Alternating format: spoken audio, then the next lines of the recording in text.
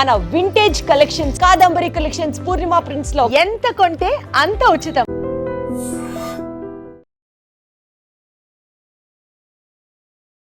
నమస్కారం, welcome to I dream. ధర్మ మార్గం విత్ విజిత కార్యక్రమానికి స్వాగతం.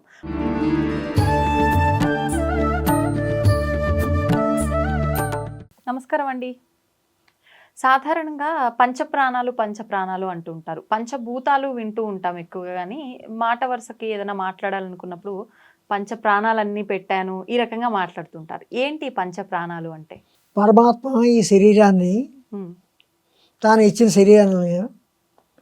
శరీరంలో ఆత్మను పెట్టి ఆత్మని నడపడానికి పంచప్రాణాలను పెట్టాడు. అంటే పంచభూతాల కలయిక కాబట్టి అలానా? లేదా ఇది పాంచభౌతికమైన శరీరంలో ప్రాణము, అపానము, సమానము, ఉదానము, వ్యానము అని 5 రకాల ప్రాణాలు. పంచప్రాణాలు 5 ఎక్కడుంటాయి? కాళ్ళలోనా, చేతుల్లోనా, లేదా చెవులోనా, ముక్కులోనా? కాదు. హృదయంలో ప్రాణవాయువు ఉంది. హృదయంలో ప్రాణవాయువు ఎక్కడ? గుండె ఎక్కడ ఉందో అక్కడ. మలద్వారం వద్ద అపాన వాయువు ఉంది. నాభిలో సమాన వాయువు, బొడ్డు దగ్గర. కంఠమునందు ఉదాన వాయువు. ఇక దేహమంతయు వ్యానవాయువు, వ్యానము. ఇలాగా పంచప్రాణాలు హృదయంలోను, తర్వాత మలద్వారం వద్ద అపానవాయువు, నాభిలో సమాన వాయువు, కంఠమునందు ఉదాన వాయువు, మొత్తము దేహమంతయు వ్యానవాయువు ఉన్నాయి. ఇప్పుడు హృదయం దగ్గర ఉన్న ఈ ప్రాణవాయువు ఏం చేస్తుంది? ఈ రక్త ప్రసరణకు, మన గుండె కొట్టుకుంటున్నట్టు చూసారా, హృదయం నుండి నాసిక వరకు సంచరించేది ప్రాణవాయువు. ఈ ప్రాణవాయువు రోజుకి 21,600 సార్లు, ఒక రోజుకి 21,600 సార్లు అలాగ తిరుగుతూ ఉంటుంది. దీన్ని ఉచ్ఛ్వాస నిశ్వాసములు అంటారు. అంటే ఏంటి? శరీరంలోని రక్తాన్ని శుభ్రపరచడానికి, శరీరంలో ఈ రక్త ప్రసరణకు ఇలాగ ఊర్ధ్వముఖంగాను అధోముఖంగాను ఇలా తిరుగుతూ ఉంటుంది ఈ వాయువు. దీనిని ప్రాణవాయువు అన్నాం. ఈ ప్రాణవాయువు లోపలికి వెళ్ళి ఈ రక్తాన్ని శుభ్రపరుస్తూ మళ్ళీ తిరిగి బొగ్గు పులుసు వాయువుని, అంటే కార్బన్ డైఆక్సైడ్ బయటికి వదులుతుంటుంది. ఇది ప్రాణవాయువు. ఇక అపానవాయువు ఎక్కడ ఉంటుంది? మలద్వారం వద్ద. అక్కడ మల విసర్జనకు, మూత్ర విసర్జనకు, వీటన్నిటికీ కూడా ఇది ఈ రకంగా ఉంటుంది. ఇక సమాన వాయువు నాభి వద్ద ఉంటుంది. ఇదేమిటంటే మనం తినే ఆహారంలోని అన్న సారాన్ని సమాన వాయువు, ఆంత్రచూషికములు అంటుంటాం మనం, పేగుల్లో ఉంటాయి ఆంత్రచూషికములు అని. అక్కడ ఈ సమాన వాయువు ఏం చేస్తుందంటే తిన్న ఆహారాన్ని, అన్న సారాన్ని తీసుకుని దాన్ని ఏం చేస్తుందంటే మొత్తం అన్ని అవయవములకు రక్తము ద్వారా పంపుతుంది. మనము తినిన ఆహారము ఆంత్రచూషికము ద్వారా శరీరంలోనికి సారముగా వెళ్ళి కలుస్తుంది అని అంటుంది. మనం చదువుకున్నాం చిన్నప్పుడు.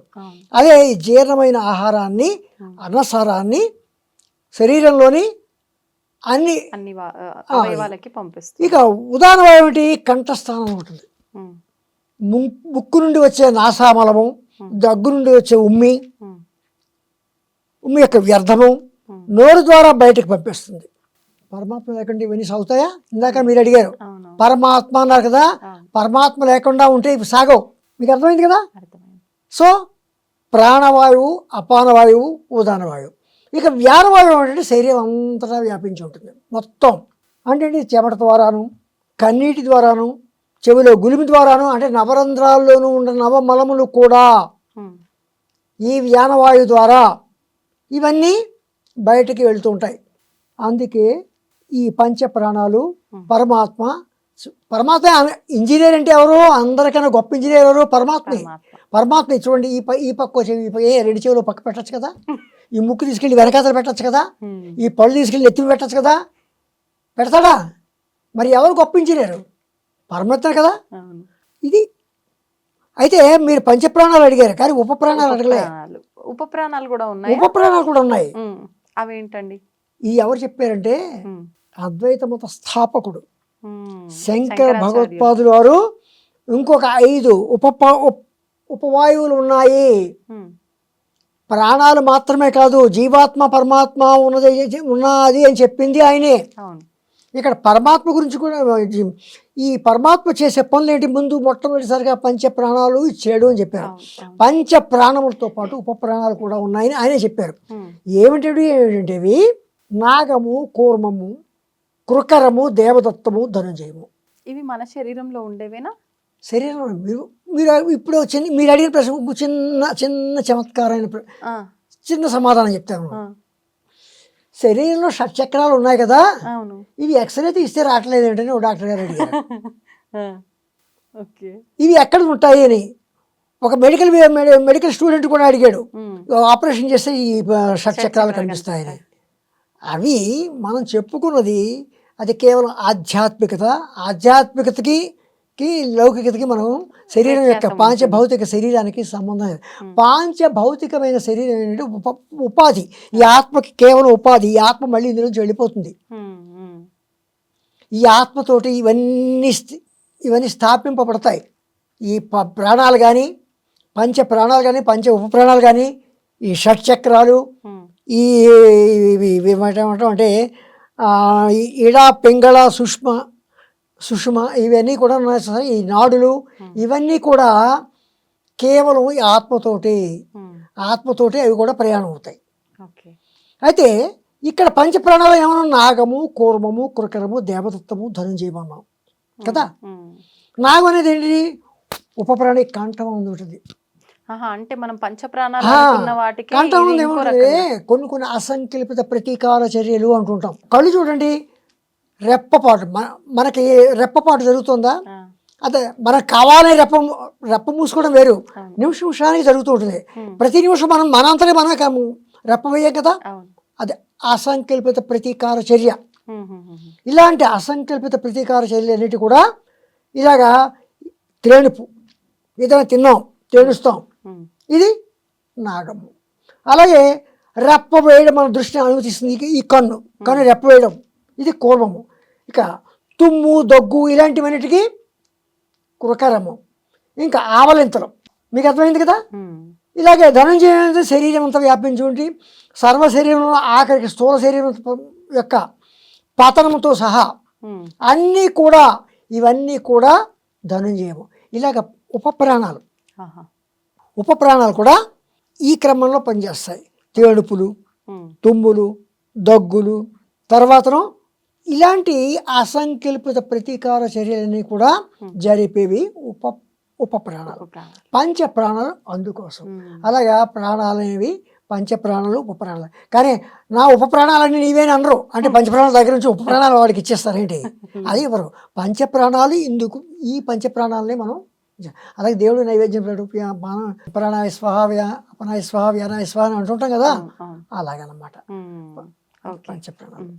సాధారణంగా ఆత్మ పరమాత్మ ఇలా మాట్లాడుకుంటూ ఉంటాం. అసలు పరమాత్మ అంటే ఏంటి, పరమాత్మ అని ఎవరిని మనం సంబోధిస్తూ ఉంటాం సాధారణంగా, దాని గురించి వివరించండి.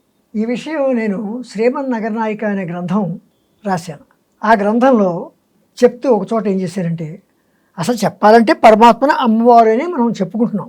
ఉమ్, కానీ ఇక్కడ ఏంటంటే ముందు తెలియాలి కదా, పరమాత్మ అంటే ఏమిటి, పరమాత్మ ఎవరు, ఉమ్, ఈ విషయం తెలియాలి. అదొక టాపిక్కే ప్రత్యేకించి ఉంది శ్రీమన్ నగరనాయిక గ్రంథంలో. ఆహా, ఇది ఈ సృష్టి మొత్తం అంతా పాంచభౌతికమైనది. పాంచభౌతికం అంటే భూమి, నీరు, నిప్పు, గాలి, ఆకాశము, ఇలాగ ఇవన్నీ మొత్తం ఇది పాంచభౌతికం. పంచభూతాల కలయిక. ఈ పాంచభౌతికమైన సృష్టికి మూల కారణం వారు ఎవరు అంటే ఎవరు, బొమ్మరి పోతరామాచార్య గారు ఏమన్నారు పరమాత్మ గురించి, ఎవ్వరిచే జనించు జగమెవ్వని లోపల నుండు, ఎవ్వరిచే జనించు జగము ఎవ్వరి లోపల నుండి లీనమై ఎవ్వరి అందుడిందు పరమేశ్వరుడెవడు, మూల కారణం ఎవడు, అనాది మధ్యలయుడెవడు, సర్వము తానైన వాడెవడు, వానినాత్మభవు నీశ్వరునే శరణంబు విడదనావ. ఎవరి చేత ఈ జగం పుట్టింది అంటే సృష్టింపబడింది, ఎవరిలో లీనమవుతోంది, అటువంటి పరమేశ్వరుడు ఎవడు, మూల కారణమైన వాడు ఎవడు, అనాది మధ్య లయుడవడు. అంటే మొత్తం సృష్టి స్థితి లయం, అంటే సృష్టికి ముందు, సృష్టితోనూ, సృష్టి తర్వాతగా వీటన్నిటికీ ఎవరు సర్వము తానైన వాడు ఎవడు, వాని ఆత్మభౌ అంటే స్వయంభూడు. అటు స్వయం ఇక్కడ చెప్పాలంటే పరమాత్మ అని కూడా ఆయన చెప్పేస్తున్నారు. స్వయంభూడైన వాడే పరమాత్మ అని కూడా ఈయన చెప్తున్నారు. ఆత్మభౌడు అంటే ఇక్కడ స్వయంభూడు అని చెప్పుకోవచ్చు. అటువంటి స్వయంభూడైన పరమాత్మనే నేను శరణం పెడుతున్నాను. ఎవరి చేత అండి ఈ పరమాత్మ ఎవరట, ఎవరి చేయందు ఈ జగత్తంతా సృష్టింపబడింది, ఎవరిలో లీనమవుతోంది, తర్వాత అటువంటి వాడు ఎవరు పరమేశ్వరుడై ఉన్నాడు, ఎవరు సృష్టికి కారణమై ఉన్నారు, ఎవరు సృష్టిస్తే లయ కార్యములు నడుపుతున్నారు, ఎవరు ఈ సృష్టిలో అణువణువు తానే ఉన్నాడు. ఈయన ప్రశ్నిస్తున్నారు. ఇవన్నీ కూడా ప్రశ్నలే.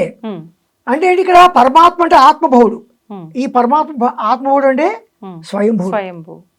అటువంటి స్వయంభూడైన ఆత్మభౌడునే నేను వేడుకొనుచున్నాను అని గజేంద్రుడిచే చెప్పించారు. గజేంద్రుడు కొంచెం 2 నిమిషాలు చెప్తుంటాం, కానీ వేదవ్యాసుడు డైరెక్ట్గా చెప్పేశారు. ఈ ఇండైరెక్ట్గా అడిగాడు. అంటే ఏంటి, గజేంద్రుడు తెలియదు. గజేంద్రుడు ఎవరు, ఒక గజరాజు మాత్రమే.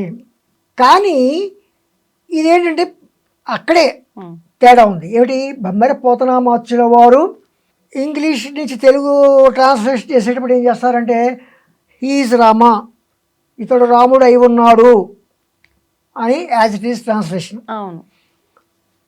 ఇతడు రాముడు ఇదో రకమైన ట్రాన్స్లేషన్. ఆయన ఏం చేశారు, ఆయన ధోరణిలో, ఎందుకంటే సహజ కవి కదా, ఆయన ధోరణిలో అలా అడిగితే ఇక్కడ వేదవ్యాసుల వారు డైరెక్ట్గా అడిగేశారు. పరమాత్మ నీవే ఈ జగత్తు మూల కారణం, అందరి హృదయాల్లోనూ నీవే విరాజిల్లుచున్నావు, సమస్త జగత్తుకు నీవే ఏకైక ప్రభువు, నీ వలనే ఈ విశ్వము చైతన్యవంతమై విరాజిల్లుచున్నది, నిన్ను భక్తితో ధ్యానించుచున్నాను అని గజేంద్రుడు అన్నాడే డైరెక్ట్గా వేదవ్యాసుల వారు. అంటే డైరెక్ట్ అయినా ఇండైరెక్ట్ అయినా వీరి ఇద్దరూ కూడా పరమాత్మ గురించే. పరమాత్మ సింపుల్గా ఒకే మాటలో చెప్పాలంటే స్వయంభూడు, ఆత్మభౌడు, స్వయంభూడు. అయితే ఇక్కడ మనం ఏంటంటే అసలు గజరాజు గురించి ఒక చిన్న మాట తెలుసుకుంటాం. గజరాజు ఎవరు, ఏనుగులకు రాజు. ఆ రాజు తన భార్యలతోటి సరస్సులోనికి, ఏనుగులకు రాజు మంచి గర్వం, విపరీతమైన గర్వంతో ఉన్నాడు, పైగా అందగాడు. అంతకన్నా అందమైన భార్యలతోటి సరస్సులోకి స్నానానికి వచ్చాడు. స్నానానికి వచ్చి సరస్సులో దిగాడు. ఇంకా అక్కడి నుంచి అందులో ఉన్న మొసలి పట్టుకుంది.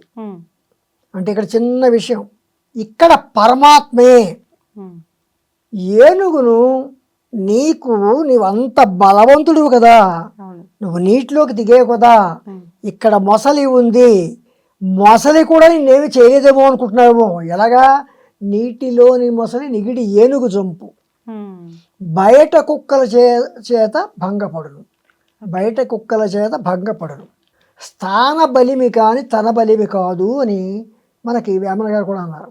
అంటే నీటిలో ఉన్నంతసేపు మొసలికి బలము ఉన్నది, అదే బలంతో చెప్పాడు, నువ్వు అడవికి రాజు కానీ సరస్సు కాదు, సరస్సులో ఇంకొక రాజు ఉన్నాడు, వాడికి. అంటే ఏమిటి, ఇక్కడ చెప్పాలంటే రాజు రాజ్యంలోను, గృహస్థుడు గృహంలోను, పండితుడు సర్వత్రా పూజింపబడతారు. ఇక్కడ అది కూడా మనం తీసుకోవచ్చు. అలాగా నీకు ఆ గర్వం కుదరదు అని చెప్పి ఏనుగుకి పరమాత్మ, అది ఆ పరమాత్మ ఇప్పుడు ఇక్కడ మనం పరమాత్మ జీవాత్మ అని చూద్దాం. ఆత్మ, ఆత్మగౌరవం, ఆత్మస్థుతి, ఆత్మబంధువు, ఇలా ఏమంటూ ఉంటాం. అంటే ఆత్మ అంటే ఇక్కడ సెల్ఫ్, నేను అనేది. కనుక ఆత్మ అంటే ఈ శరీరంలో పరమాత్మ ఒక అతీతం, అన్నిటికన్నా అతీతమైన ఒక శక్తి ఇక్కడ ప్రతిష్ఠించింది ఆత్మని. ఈ శరీరాన్ని తమ సొంతం చేసుకుని తన ఇష్టం వచ్చిన ప్రవర్తించడానికి అక్కడ మనసును కూడా పెట్టి తన సొంతంగా తన ఇష్టం వచ్చి ప్రవర్తించడానికి. ఇక్కడ ఒక చిన్న విషయం చెప్తానండి. మానవుడు దేవుడి రూపమా, దేవునికి మానవ రూపమా? ఎలా చెప్తాం? అది దేవుని రూపం. అంటే మనుషుల్లో దేవుని చూడాలి మనిషి అంటే ఏంటి, మానవుడికి చేతులు కాళ్ళు ఉన్నాయి, దేవునికి చేతులు కాళ్ళు ఉన్నాయి. కానీ ఇక్కడ ఏంటంటే మానవుడిలో దేవుడు కామక్రోధ లోభ మోహ మదమాశ్చర్యములు ప్రతిష్ఠించాడు. అది దేవుడికి మానవునికి సంబంధం. ఈ కామక్రోధ లోభ మోహ మదమాశ్చర్యాలను జయించితే పరమాత్మంతుడు వాడు అవుతాడు. ఇంకా ఒక మాట చెప్పాలంటే ఆత్మకి మించినది పరము, మించినది అని అటువంటిది ఆత్మ కన్నా ఆత్మను సృష్టించిందే పరమాత్మ. ఈ సృష్టిని సృష్టించిందే పరమాత్మ. ఈ జగాన్ని పరిపాలించేదే పరమాత్మ. ఈ జీవులందరినీ కూడా పరిపాలించేది, ఈ జీవులందరినీ రక్షించేది, కాపాడేది, సృష్టి స్థితి లయ కార్యములన్నీ జరిపించేది పరమాత్మ. సింపుల్గా చెప్పాలంటే భగవంతుడు, అంతే కదండి. అంతే, భగవంతుడు చెప్పాలంటే మనం ఏదైతే పరమాత్మ అనుకుంటే ఆ పరమాత్మే భగవంతుడు. నిజంగా పరమాత్మ ఎవరు అనే విషయానికి చాలా చక్కటి వివరణ ఇచ్చారండి. ధన్యవాదాలు. తవ్వుతూనే శివలింగం సరే దాన్ని అట్లా కప్పేసేయండి, చూపించదండి. Krishna is there. మూర్తి పూజ కాదు, సాక్షాత్ బ్రజేంద్ర నందన భగవాన్ ఉన్నారు మూర్తిలో. ఏమీ ఆశించకుండా ఆరాధించే వాళ్ళు కూడా ఉన్నారా ప్రభుజీ? నిజమైన భక్తి అంటే మనకు తెలియదు కాబట్టి